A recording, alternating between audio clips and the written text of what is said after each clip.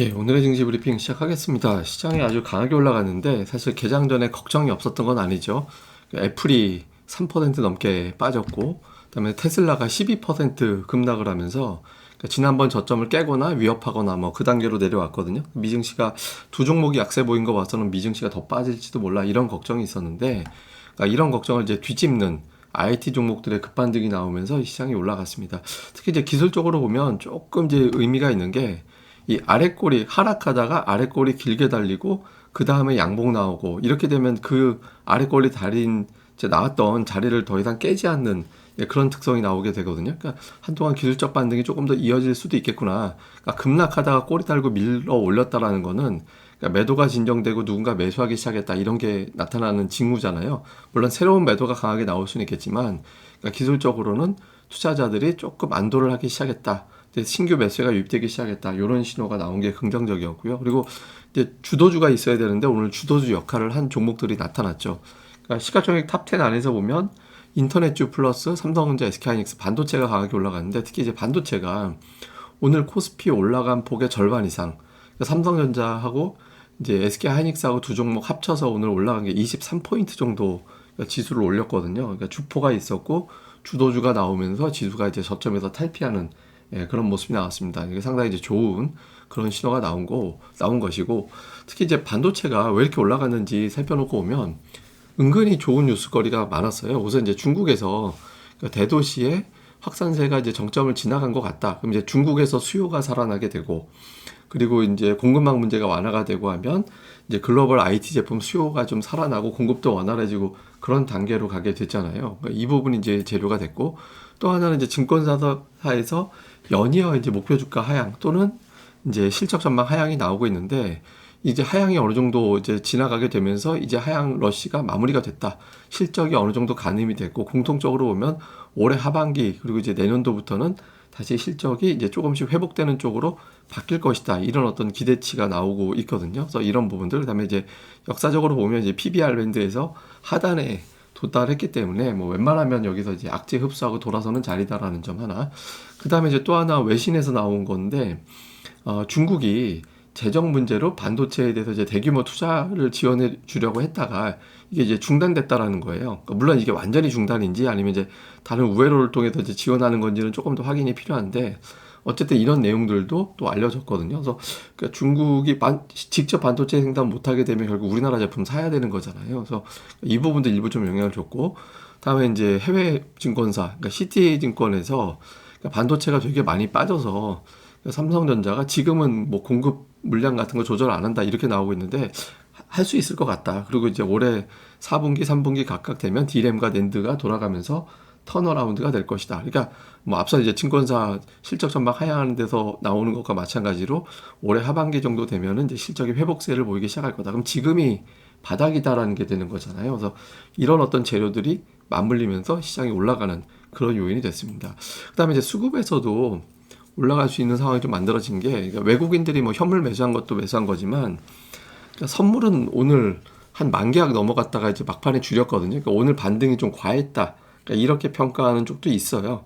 그러니까 약간의 어떤 오늘 상승에 대한 후유증도 일부는 있었겠죠. 근데 이제 옵션 쪽에서 보면 외국인 투자들이 연말에는 콜 쪽에 보다는 이제 푸 쪽, 그러니까 하락 방향의 내 계약금 거는 쪽에 많이 가 있었거든요. 근데 지금 그 연말부터는 다시 콜 쪽, 그러니까 상승하는 쪽에 계약금 거는 쪽으로 좀 옮겨와 있는 상태였고 개인들이 이제 또 약간 좀 반대로 쥐는 그런 모양새를 보이게 됐거든요. 그래서 약간 이제 연초에 어떤 수급을 이용한 금융투자 매도를 이용한 파생 상품의 여러 가지 어떤 그 포지션이 좀 영향을 줬다가 이 포지션도 좀 뒤집기가 된 것 같습니다. 그래서 이 부분도 시장에서는 좀 일부 영향을 준 것 같습니다. 그리고 이제 현물 거래에서도 보면 외국인들 순매수 1, 2위가 삼성전자, SK하이닉스 조합이 된 게 되게 오래간만이죠. 그러니까 오늘 외국인들 전체 순매수가 2,600억인데 두 종목 매수 들어온 것만 해도 2,300억 정도 되니까 오늘 외국인 투자자들이 삼성전자, SK하이닉스를 매수해서 시장을 끌어올렸다. 그리고 시가총액 3위 다음에 이제 카카오, 네이버 이런 종목군들이 많이 올랐는데 이것도 역시 외국인 작품이었거든요.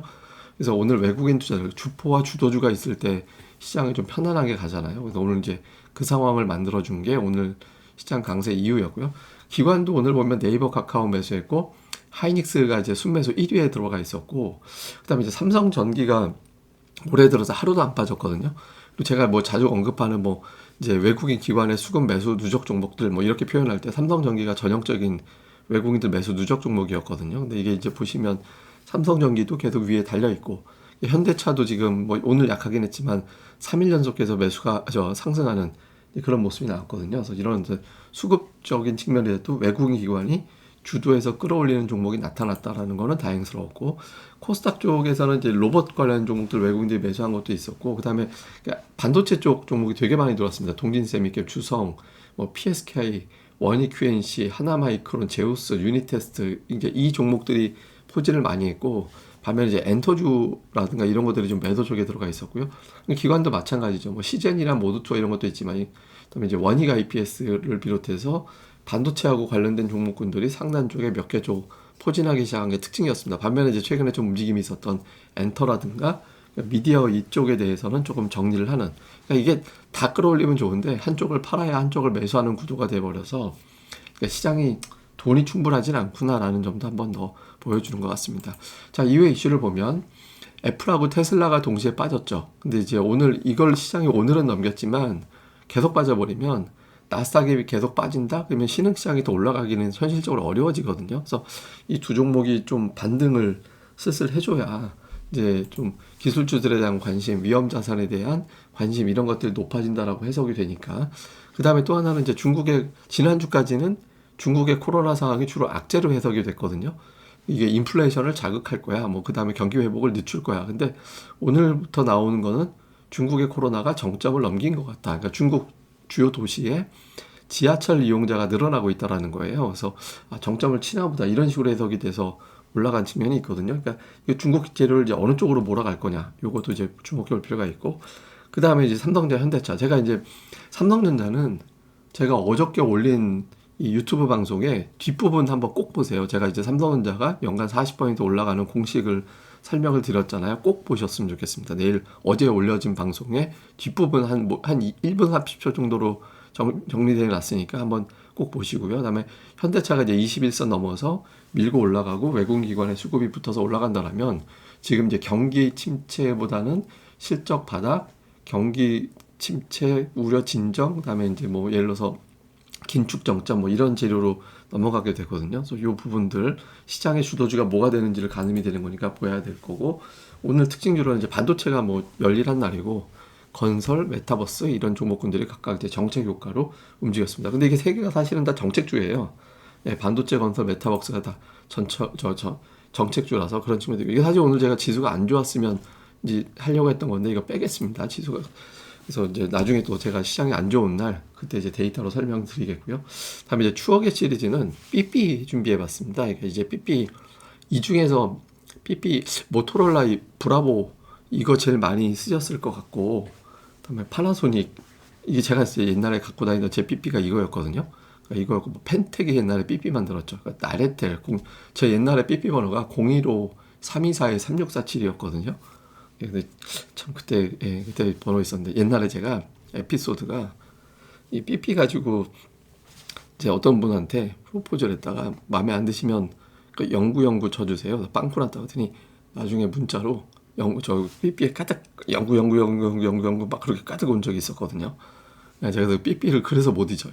그때 그걸 갖다 전달해 준 사람이 저기 고릴라 리서치 엠마리님, 저희 같은 대학교 같은 과 저 형 동생이라 둘이 그게 벌써 한 30년 됐네요. 어쨌든 하여튼 옛날에 이 삐삐가 이제 삐삐하고 카페 가면 테이블마다 전화 있었잖아요. 그래서 카페 메인에서 뭐 치면 뭐 땡땡번 호출하신 분 그러면 그 테이블에 있는 전화로 바꿔서 한참 또 수다 떨고 뭐 그랬던 거 있었고 했었는데, 이게 사실 제가 시티폰하고 맞춰서 그림을 올리려다가 시티폰은 나중에 이제 휴대폰 시리즈 할 때 한번 또 올려야 될 것 같아서 대신했습니다. 그래서 호출기 삐삐 요걸로 제가 대신하도록 하겠습니다. 어쨌든 시장이 뭐 이렇게 쭉 올라가면 좋은데 아직은 이제 챙겨야 될 게 많잖아요. 그래서 이후에 이제 또 봐야 될 게 예를 들어서 미국의 고용지표, 삼성전자 잠정 실적 이런 것들이 또 하나의 고비가 될 수 있거든요. 또 그때그때마다 설명드리도록 하겠습니다. 이 방송 또 이제 구독하기와 좋아요 꼭 부탁드리고요. 그리고 이제 고릴라 리서치에도 여기 카페 네이버에서 검색하시면 여기 오실 수 있고요. 여기 이제 보시면 장중에 이런 시장 관련된 코멘트라든가 이런 것들 뭐 반도체 강세 이유 이런 내용들 계속 올려드리거든요. 이것도 한번 보시고 또 이제 리서치 가입 이벤트도 현재 이번 주까지 진행되니까 여기 메인 클릭하시고 요거 이제 클릭하시면 바로 안내 문구 들어가거든요. 그래서 많이들 또 관심 가져주셨으면 좋겠습니다. 예, 그럼 또 오늘 하루 잘 보내시고요. 저는 또 다음에 뵙겠습니다. 감사합니다.